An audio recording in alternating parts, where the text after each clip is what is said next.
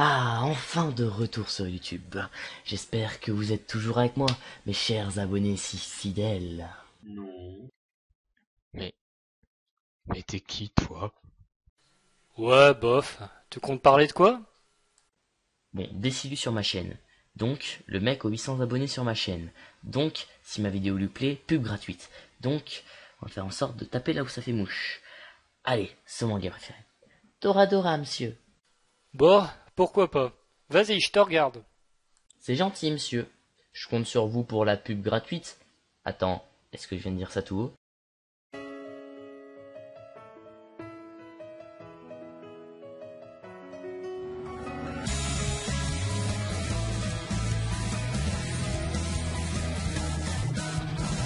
Yo les gens, c'est FabG, comment ça va? Moi ça va super bien et aujourd'hui on se retrouve pour la 5ème critique animée qui sera sur Toradora. Toradora Kezako. Eh ben Toradora c'est une série de light novel de Yuko Takemiya, illustrée par Yasu, dont le premier volume est sorti le 10 mars 2006 au Japon. La série a été adaptée en manga par Zekio depuis 2007, puis en animé, diffusé à partir du 2 octobre 2008, produit par des studios JC Staff. Je ne connais absolument pas ce studio, donc il est pas très connu, on peut le dire, mais bon. Ça va, ils ont fait du bon boulot pour Toradora, et je vais vous expliquer ça. Déjà, on va commencer par le synopsis. Eh ben, c'est pas trop tôt, connard. D'habitude, tu démarres tout de suite par ça. Eh ben, on n'est pas d'habitude, hein. Tu vois, connard. Eh ben, après cette magnifique vulgarité, eh ben, je vais vous parler du synopsis. Tout d'abord, on va parler de Ryuji Takasu, qui est le héros. Pour démarrer ce synopsis, Ryuji Takasu est un lycéen normal qui vit seul avec sa mère. Il vient d'entrer en seconde année de lycée et il aimerait être un simple lycéen ordinaire. Mais il a un petit souci. Il est doté d'un putain de visage de tueur. Je sais pas, c'est pas ta faute, Ryuji. On sait tous que t'es un gars bien. On sait tous que t'es gentil, que t'es aimable, que t'es serviable. Mais sauf ceux de ton monde, tu vois. Bref, on va continuer le synopsis. Et ce crétin, il va tomber amoureux de la meilleure amie de la tsundere locale, hein, Temori Taiga ou Aesaka Taiga. Taiga, c'est pas très courant, hein. Avant elle, je connaissais que Fujimura Taiga dans Fate Stay Night. Mais Taiga, eh ben, comment expliquer? C'est la meilleure amie de Midorine, donc ça va pour lui, hein. S'il devient copain avec Taiga, il a une chance d'en apprendre plus sur celle qu'il aime. Sauf que Taiga est amoureuse de son propre meilleur ami, qui s'appelle Kitamura. Et c'est là que va entretenir la complicité entre les deux, qui va faire tout l'animé. Et en gros, chacun est amoureux du meilleur ami de l'autre. Et en gros, que fout ici le personnage au milieu? Eh ben, c'est un personnage qui va apparaître plus tard, durant ces 5 personnages. Voilà, en fait, c'est les 5 personnages principaux.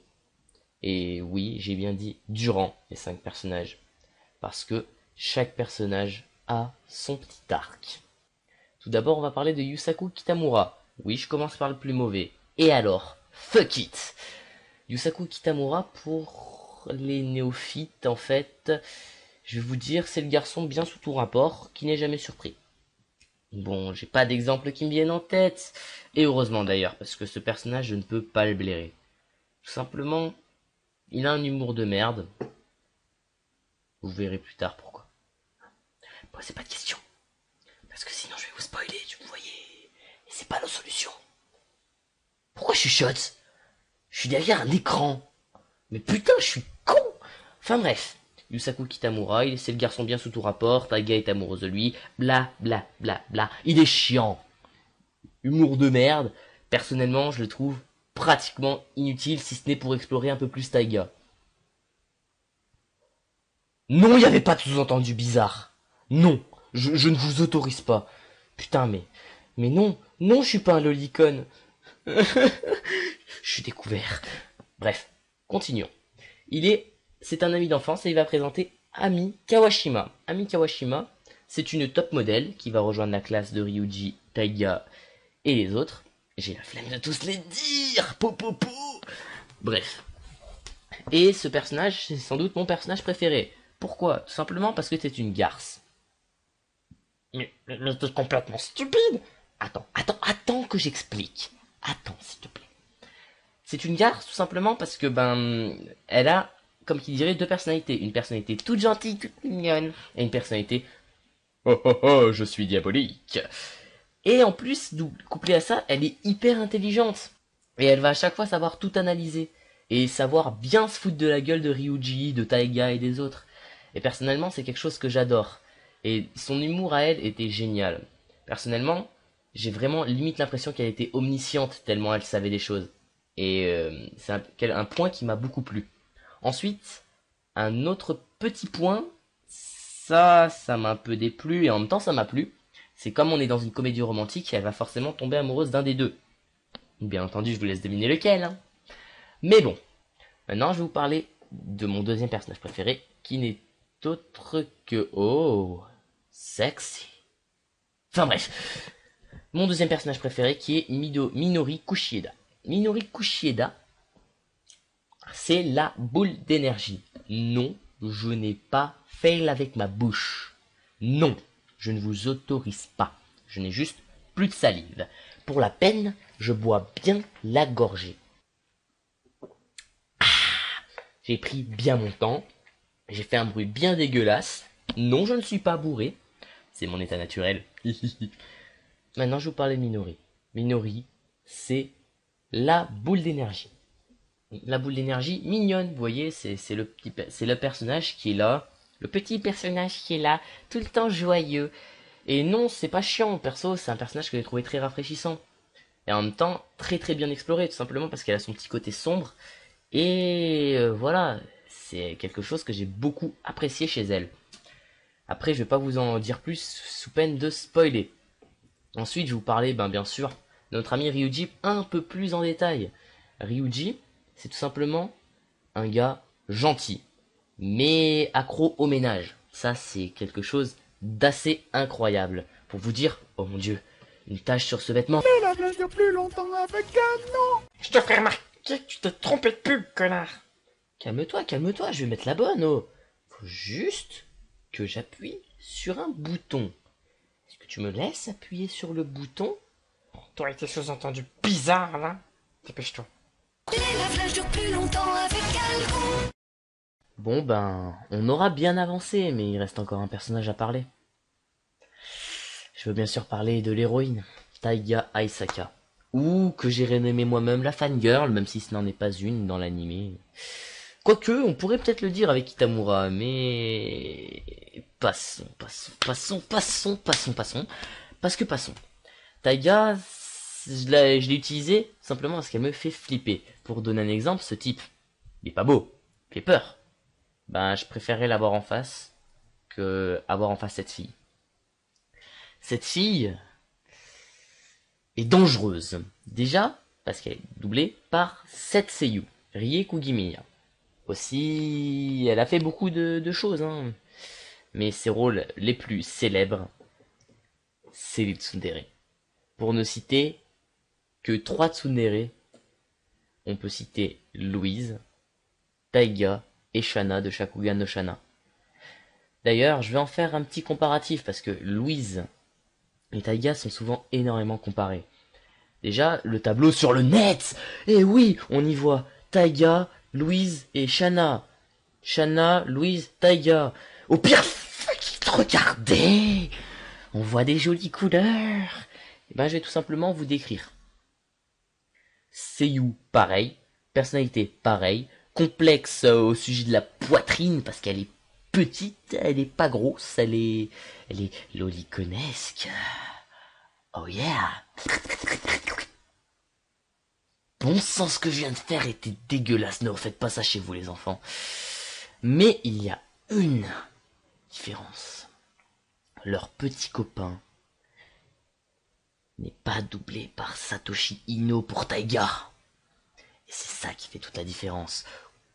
Et puis, regardez attentivement. Vous voyez, ici, Taiga fait un dropkick sur le pauvre Ryuji.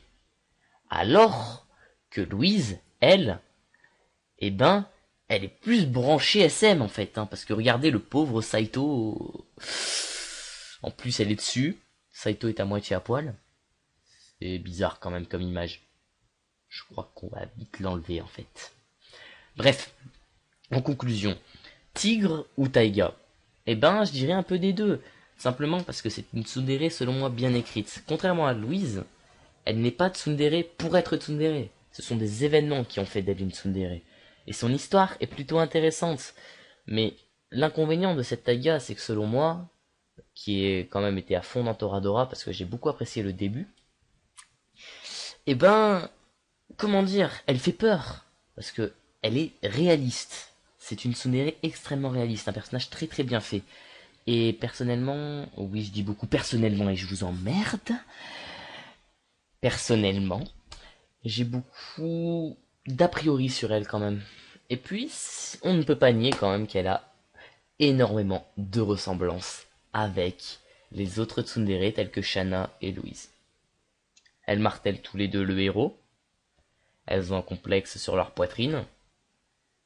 Et faut les voir dans leur vie de tous les jours. Elles se ressemblent. Mais c'est différent parce que Taiga est bien écrite. Vous verrez pourquoi en regardant Toradora. Je vous encourage à regarder. Mais c'est pas fini la vidéo. Continuez, hein. Continuez, continuez, continuez, continuez. Parce qu'on va enchaîner. Continue.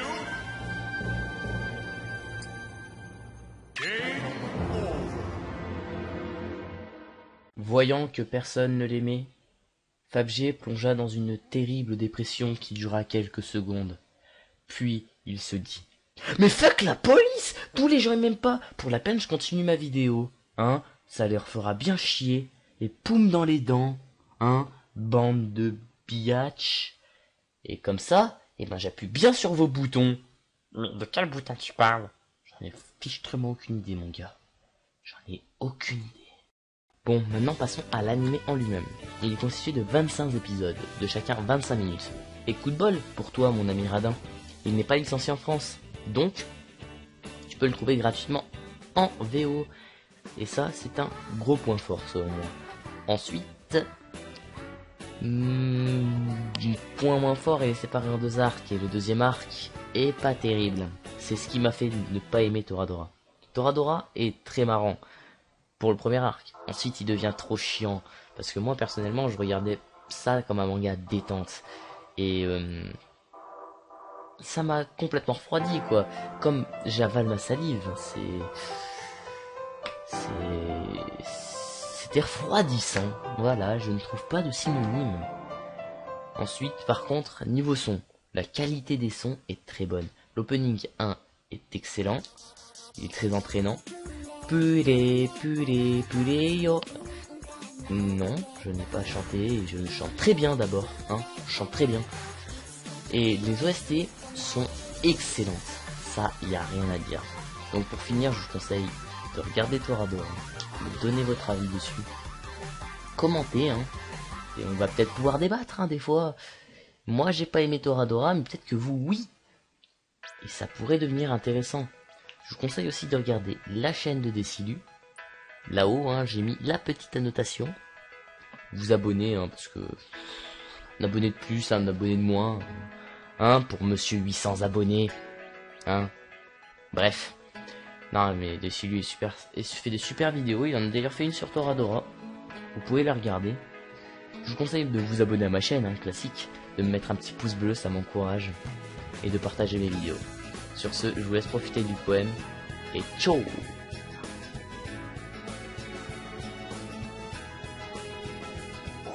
Avant que j'oublie, regardez dans les commentaires pour voir ce que Decilu en a pensé.